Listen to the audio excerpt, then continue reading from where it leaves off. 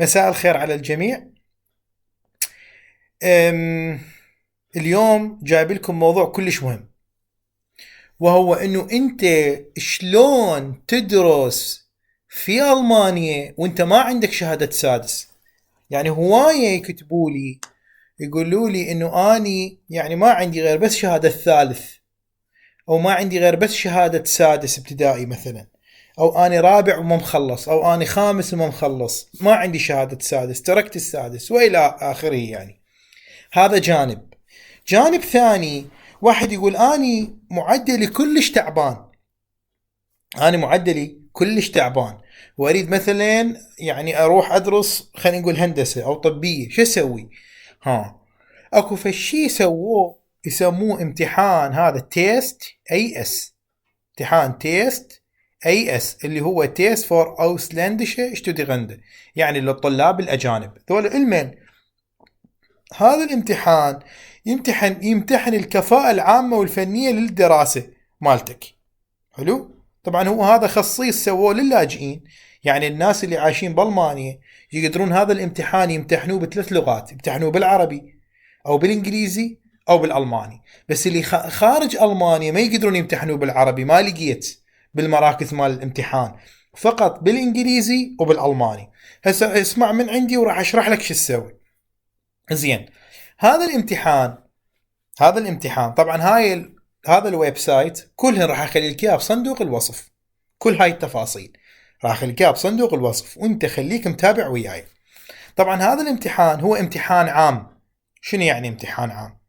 زين، راح اقول لك شنو هذا الامتحان. هذا الامتحان هو عبارة عن امتحان طويل، خلينا نسميه يعني اعتقد هياته مكتوب 110 دقيقة للاختبار الاساسي، و150 دقيقة شنو؟ للاختصاص اللي انت راح تتعمق بيه. يعني شو تقول؟ تقول اني اريد امتحن تيست اي اس على مود بعدين اصير مهندس، لازم تختار يا نموذج، لازم تختار نموذج الاختبار الاساسي ويا منهج علوم الهندسة. واضح؟ اختبار الاساسي ومنهج علوم الهندسة تدرسهن اثنيناتهن، ترتب امورك وتروح تمتحن. زين، راح يجيك سؤال مهم، او راح يجيني سؤال مهم. هذا الامتحان شلون اقرا له؟ شلون احضر له؟ تعال، وين هنا هذا مكتوب؟ هذا شوف هنا ايش كاتبي لك. كاتبي لك اختبار التيست اس للاجئين هو مو اختبار للمعرفة. يعني انت ما تحتاج تحفظ شيء، تفهمني شلون؟ ما تحتاج تحفظ أي شيء استعدادا لهذا الاختبار. الاختبار هو وسيلة لقياس قدراتك المعرفية، ولهذا من المهم أن تكون ملما بصيغ مهام الاختبار، ومن ثم يتوفر لك مجانا كتاب شامل يحتوي على مهام نموذجية وإيضاحات وحلول. واضح؟ هذا الامتحان ماكو كتاب تقرأ تحضر الامتحان، هو هذا الامتحان عبارة عن أسئلة عامة.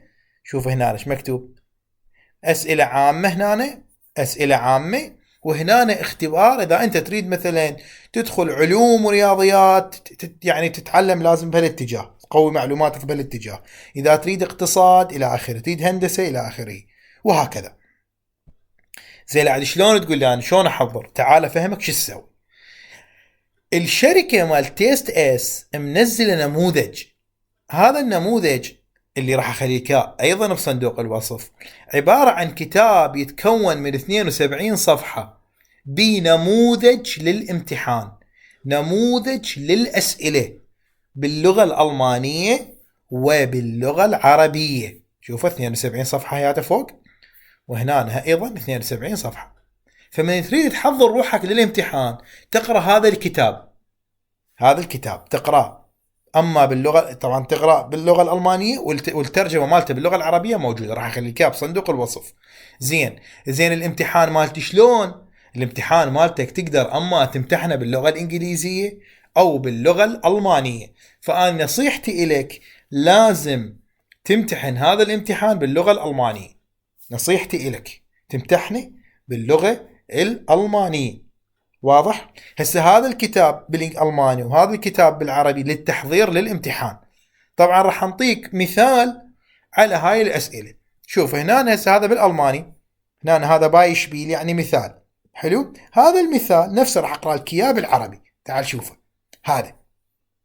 هذا ضمن الاسئله العامه راح تجيك. شوف سؤال بسيط، طالب خلال العطله يقول لك يشتغل بالمصنع يتغاضى راتب 10 يورو بالساعه. حلو، الطالب يشتغل 8 ساعات باليوم و5 ايام بالاسبوع، ايش قد ياخذ راتب بالشهر؟ هذا يقول لك هذا لو 800 لو 1200 لو 1600 لو 2000، انت بس تخلي اكس على ال 1600. طبعا الاجابه الصحيحه 1600، وهكذا. هاي اسئله عامه. وبعدين شوف كل سؤال وجواب، سؤال وجواب، يعني اختيارات، يعني ما تكتب شيء. شوف ما تكتب شيء، يعني مثلا هنا المهمة 1 درجة الصعوبة بسيطة إلى آخره. شوف هاي لازم تقراها أنت السؤال بعدين، لازم تقرأ السؤال بعدين وتفتهمه خوش. فهذا بالعربي وهذا بالألماني. واضح العملية؟ زين. هسه بعد افتهمنا شلون نحضر للامتحان. هاي كتابين عربي والماني. زين انا شو اسوي بالبدايه؟ انت بالبدايه تروح تتعلم لغه الماني. بالبدايه تروح تتعلم لغه الماني على الاقل الى مستوى البي 1، وتجيب شهاده بي 1. من توصل مستوى بي 1 والك قدره تقوم تقرا، هذا تقرا يعني تقدر تقرا الجمله وتترجمها الى اخره. تبدي هنا تجي تقرا هذا الامتحان تقراه باللغه الالمانيه، واذا ما فهمت ايش مكتوب تقدر تروح ببساطه للنسخه العربيه مترجمه الك. هاي النسخه العربيه مترجمه الك، هاي النسخه العربيه وهاي النسخه الالمانيه. واضح؟ زين. هسه قول انت قريت الكتاب ورتبت امورك، هسه تريد تمتحن الامتحان وين موجود؟ طبعا اذا انت بالمانيا الامتحان كلش بسيط، تقدر تلقاه عن طريق اليوني اسس، واذا انت لاجئ ببلاش. لكن انا عندي مشكله للناس اللي عايشه بالعراق، ذولا شلون يمتحنون؟ انا اقول لك شلون تمتحن. تعال هنا ننطب على الموقع الرئيسي مال تيست اي اس، هذا الموقع الرئيسي مالتهم. حلو، وين التيست سنتروم مالتهم؟ يقول لك انت فيلدفايت لو بدوشلاند، لا تقول له فيلدفايت يعني بكل العالم. من تدوس على هاي الدقمه راح تطلع لك كل المراكز اللي موجوده بالعالم اللي تنطي هذا الامتحان. مثلا اكو مصر، انت تقول والله انا اريد اروح يعني بمصر وين؟ بالاسكندريه او بالقاهره او كذا بالقاهره الى اخره. تشوف هنا. او تقول وين انا اريد اروح امتحن وين بعد؟ اكو بايران، اكو ناس هوايه بالجنوب كلش عندهم سهله يطبون الايران. هاي ايران اما بيونيفرسيتي اوف اصفهان الى اخره. تقدر تروح الايران تمتحن هذا الامتحان، طبعا اما باللغه الانجليزيه او باللغه الالمانيه مثل ما علمتك. زين. بعد اكو ناس يقول لك انا والله ما اقدر اروح الايران، اكو وين بعد مراكز امتحان؟ اكو مراكز امتحان وين؟ بتركيا. هاي تركيا مراكز امتحان. شلون تسجل؟ بس تدوس هنا تنفتح لك هنا هاي الويب سايت، تشوف هنا هاي موجوده كل المواضيع وين شلون تسجل، مثلا اسم الجامعه، عنوانها، بمن تتصل، رقم التليفون، الايميل، تدوس هنا كذا. شو وقت الامتحان القادم؟ 22/2/2022. طبعا هنا الطوب على هذا الموقع مثلا هاي بتركيا، هذا هسه مثال. ايش راح يطلع لك هسه؟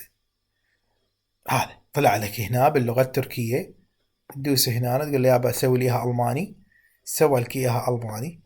هذا هنا تشوف وين كذا وتبحث وتدور شوف الامتحان وين الى اخره. تفهمني شلون؟ فانت من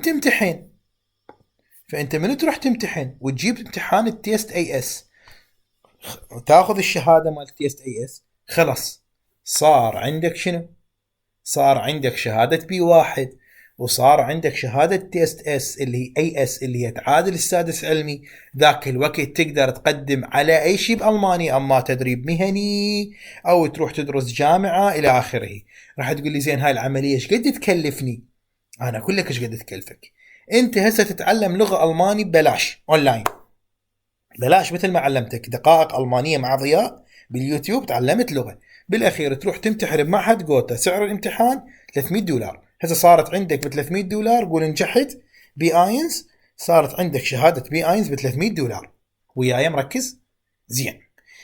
وراشير ايش تحتاج؟ تقعد تقرا هاي الكتابين بعد ما تعلمت الماني، تقعد تقرا هاي الكتابين بالالماني وبالعربي، تشوف النماذج شلون محلوله، طبيعه الاسئله شلون راح تجي، تقرا كل زين، تحضر روحك، تقول انا هسه صرت توب. طبعا انت تطب باليوتيوب تشوف آلاف الافلام عن هذا الموضوع، هذا المغربي وهذا المصري وهذا السوري كوم شارحين عن هذا الفيلم، يعني عن هذا الامتحان، وانت ظل اسمع وياهم لحد ما تتطور وتقدر تفتهم شلون تمتحن. من ترتب امورك، تطير طياره تركيه، سعر الطياره ايش قد؟ ما اعرف تحسبها، يعني 600 روحه جايه، هاي 600 دولار. زين تقعد هنا هم هناك هم فد اسبوع، احسبها اسبوع هم فد 600، هاي 1200، هاي 1200. سعر الامتحان ايش قد كان سعر الامتحان بالضبط؟ ما دا اتذكر سعر الامتحان، اوقف علي. وين شفت سعر الامتحان؟ المهم سعر الامتحان يعني ما يتجاوز، يعني خلينا نقول 200 300 يورو. يعني هاي العملية 1200 تجيك منها بعدين 400 500 دولار، يعني هاي العملية كلها تكلفك 1500 دولار. انت بال 1500 دولار صارت عندك شهادة بي اينز، وصارت عندك شهادة سادس علمي تيست اي اس، تيست اي اس. وبهذا الوقت بهاي الحالة انت صرت بامكانك انه تقدم على تدريب مهني وتقدم على الجامعة. طبعا كل ما يكون عمرك اصغر كل ما احسن، كل ما تكون عليك الامور اسهل. واضح وياي؟ انا هنا وصلت للنهاية، اتمنى قدرت اوصل الفكرة بشكل واضح. لما انت ما عندك شهادة شلون تقدر تدرس او تشتغل في المانيا. تحياتي للجميع.